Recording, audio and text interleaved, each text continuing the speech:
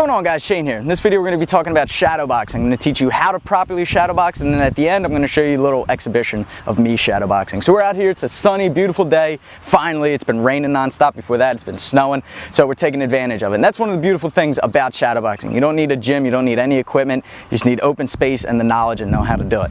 When I ask people to shadowbox, when I tell them, as a warm-up you should shadowbox, or let me see you shadowbox and I'll critique your technique, a lot of the times if they're beginners, they just kind of stand there and they're like, what am I punching at? And they're just kind of confused. It's about visualization. You got to really picture your opponent in front of you, okay, and imagine them throwing punches back. So it's not all about just throwing 1,000 punches straight. It's about visualizing, imagining someone in front of you and they're throwing punches at you, and you got to slip and you got to counter, you got to react, you got to move. You're not staying in one spot. So it's about movement in the feet. It's about blocking. It's about defending up top with head movement.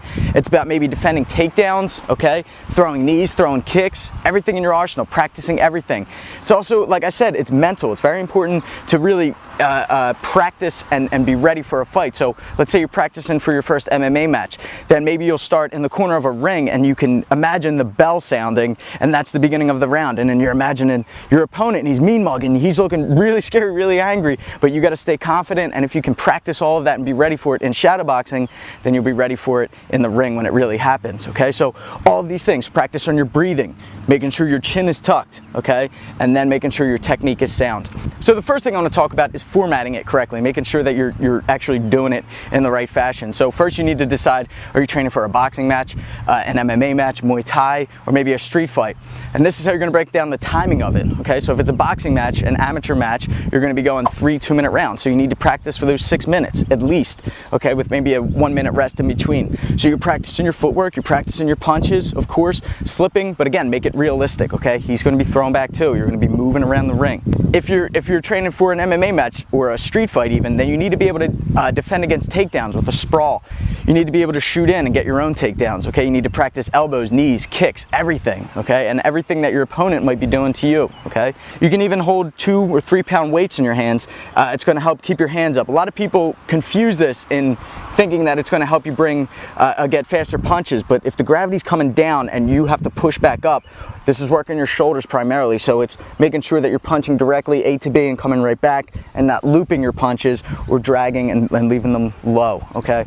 So you can do it in front of the mirror at first, but I like to really just visualize an opponent, really visualize them in front of me, trying to hit me, trying to hurt me, and I'm just moving, reacting, and countering. All right, guys, so let me show you a little bit of my routine, what I like to do, and then you can emulate it. You can practice some of the combos that I like to do. It's going to be a Muay Thai round, okay? So I'm going to be doing punches, kicks, knees, elbows, clinch work, sweeps, stuff like that. All right, guys, here we go. Oh, yeah. All right, so starting off light, of course, just warming the muscles up. There's a jab, teep, same side. I like that combo a lot. There's a double uppercut into a cut kick. There's another front push kick. You'll notice I throw those push kicks a lot. I like it, unless the opportunity's there, I'm just going to keep them away, sort of frustrate them. There was a fake right knee into a left knee, followed up with punches. A lot of jabs, love throwing the jab. Finish with a head kick on that punch combo. Right there what I did, I blocked the kick into a Superman punch. Pretty subtle. Cut kick there after the uppercut. Block into a rear teep, into a head kick. Looking at jab. Right there is one of my favorite combos. Fake the cross high and go low, cross to the body. There's a side kick. Been experimenting with that. Faking the roundhouse kick turn into a side kick, a more traditional taekwondo kick. Just working the jab, feeling them out. Jab cut to the legs. Just working my punches, slipping with a little uppercut, and then pushing them away with the teep. Slipped on the grass there. It's one thing you gotta be careful of. Moving, jabbing, grabbing the top of the head for a shuffle lead knee. Moving around, working on punches. Again, there's that jab front teep. Now I'm unloading with punches a little bit. Elbows, mixing in the elbows, finishing with a head kick. Another jab, lead elbow into a rear knee, lead knee, staying with that clinch, pushing out into a kick. Moving, pumping them punches a little bit. Slip into an uppercut, into the clinch, ripping them, swimming. Unloading with them knees, going for the sweep, pushing out, and kick.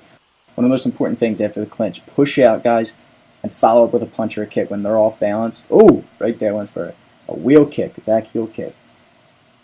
Now I start unloading with punches. Here comes the box, and the boxing's coming out now. finish him with the head kick. Always loved head kicks. Not more recently, in recent years, just boxing has been my thing. So it was just a quick little session there, mean mugging.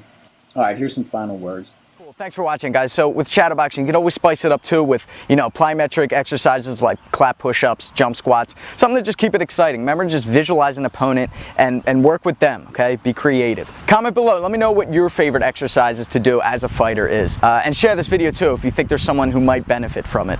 And remember, if you're still having trouble with shadowboxing, you can come to my Fight Gym's live sparring, which is pretty much simulated sparring, but we show you exactly what you need to do, make it realistic to a real fight. So check that out. The link is below. We'll see you guys there. Until next time, I'm Shane. Fight Tips.